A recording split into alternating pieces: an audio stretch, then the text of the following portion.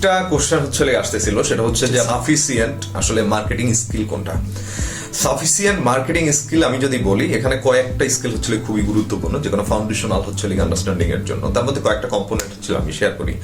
First হচ্ছে কি আপনার পসিবিলিটি, যে হচ্ছে আপনি যে কোনো প্রোডাক্ট নিয়ে কাজ করবেন, বা হচ্ছে ব্র্যান্ড নিয়ে কাজ করবেন, বা হচ্ছে আপনার সার্ভিস নিয়ে কাজ করবেন, এই মার্কেটে এটার ক্যাপাসিটি বা হচ্ছে আপনার কি পরিমাণে হচ্ছে অ্যাকসেপ্টেন্সি আছে, ঠিক আছে, এই জিনিসটা হচ্ছে বোঝা।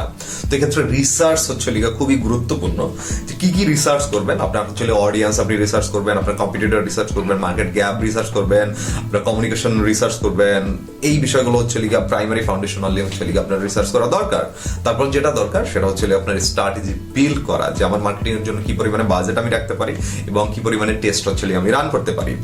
এবং এর আগে যেটা করতে হবে সেটা হচ্ছে আপনার ন্যারেটিভ বিল্ড করা। ন্যারেটিভ বিল্ড করা আগে বলবো না, ন্যারেটিভ হচ্ছে আপনার মার্কেটিং স্ট্র্যাটেজির পরে।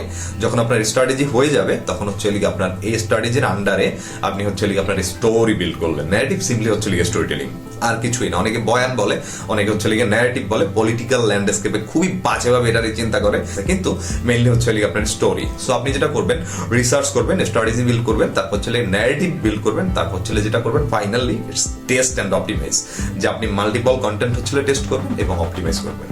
That's all.